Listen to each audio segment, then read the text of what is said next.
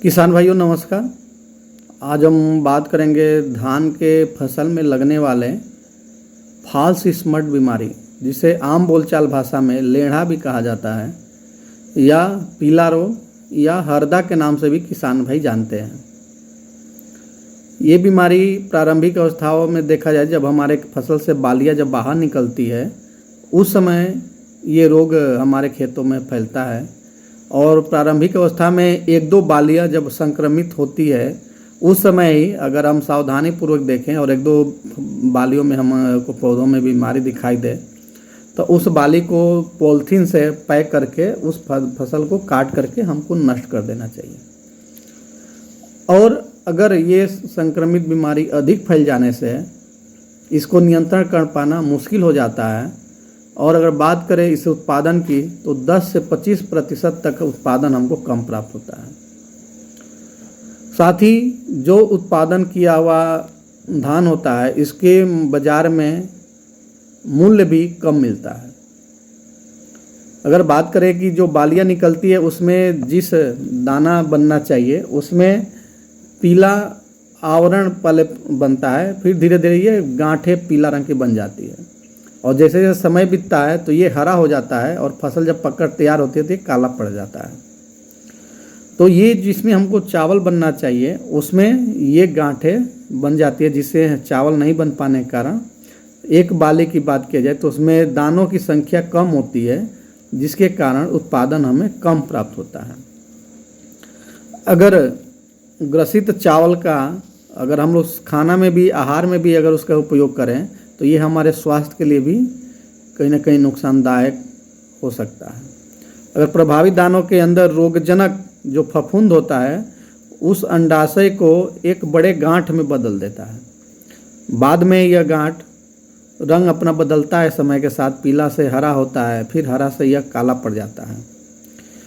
अगर एक दो पौधों में ही इसका बीमारी दिखाई दे तो हमको नियंत्रण कर सकते हैं। दूसरा कि हमेशा जब भी हम धान का बीज लगाएं बिचड़ा के लिए, उस समय हमको धान को बीज उपचार करके ही लगाना फायदेमंद रहता है। अगर बीज उपचार करें तो ये खास करके बीज जनित बीमारी भी है, और पिछली फसल जहाँ पे बीज उत्पादन किया गया था, हो सकता है कि उस समय वो बीमारी वहाँ पे आया होगा, जिससे कि ये बीमारी हमारे खेतों तक आज पहुँच चुका है। और इसको देखते हैं कि खास करके जो ज़्यादा उत्पादन देने वाली जो धान की प्रजातियां है, उस फसल में ये अधिक लगता है। और साथ ही साथ जब हमारा मौसम में जब चेंजिंग होता है, परिवर्तन होता है, या इसके लिए बात करें 30 से 35 डिग्री का जब अधिकतम दिन का तापमान मिलने लगता है, तभी यह रोग अधिक तेज़ी से फैलता है। तो अभी हम इसके लक्षण आपको अभी हम दिखाएंगे, और साथ ही उसके बाद निवारण बताएंगे। अगर आपको मेरा चैनल अच्छा लगे तो कृपया इसे सब्सक्राइब और शेयर अवश्य करें। किसान भाइयों नमस्कार। आज हम धान के खेत में फॉल्स स्मट बीमारी, जिसे आम बोलचाल भाषा में किसान भाई इसको लेढ़ा के नाम से जानते हैं, लेढ़ा से नाम से पुकारते हैं, कि इसे कहते हैं कि हमारे खेत में लेढ़ा लग गया है।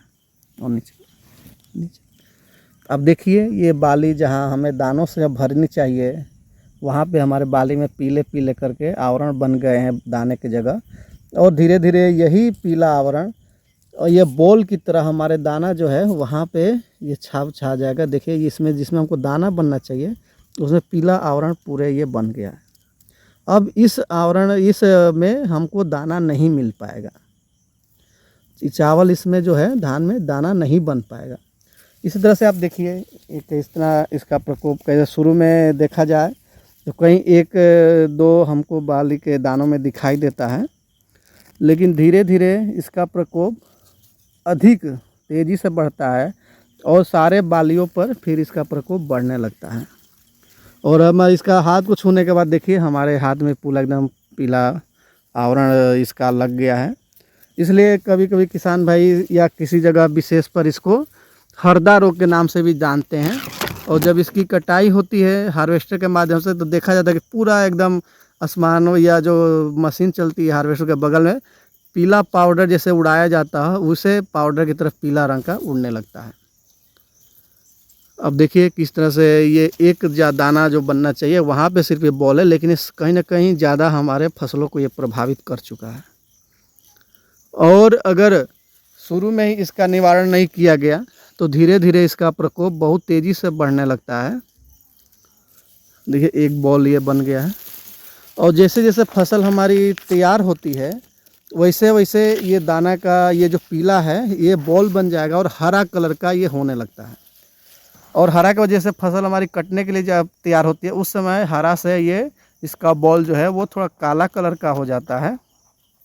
और जब हमारे दानों में मिला हुआ रहता है तो उस समय हम देखते हैं कि हमारे जो उत्पाद रहता है, उत्पादन किया हुआ अनाज, उसका बाज़ार में सही मूल्य भी नहीं मिल पाता है इस रोग के प्रकोप या इसका उसमें मिश्रित दानों के साथ में ये मिला हुआ रहता है। तो इसका अब आगे हम निवारण कैसे करेंगे या इसकी रोकथाम कैसे करें, इसके बारे में हम जानकारी आपको देंगे। धन्यवाद। तो किसान भाइयों, जो हमारे धान के फसल में अभी लेढ़ा या कंडुआ रोग जो लगा हुआ है उसके नियंत्रण के लिए बात किया जाए तो एक दवा है प्रोपिकोनाजोल 25%।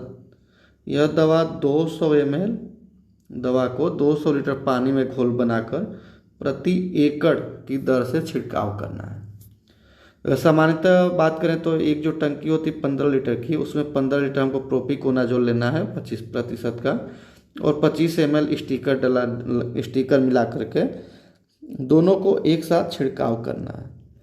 और अगर संभव हो तो एक छिड़काव जब बालिया जब गाभा में आ जाता है तब करना है, और दूसरी जब बाली थोड़ा झुकाव लेने लगे या रोग का प्रकोप दिखने लगे तब 2 बार इस दवा का छिड़काव करना है।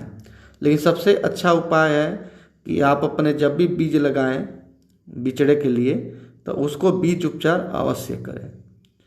अगर आपको जानकारी अच्छी लगे तो मेरे चैनल को सब्सक्राइब और शेयर अवश्य कीजिए। धन्यवाद।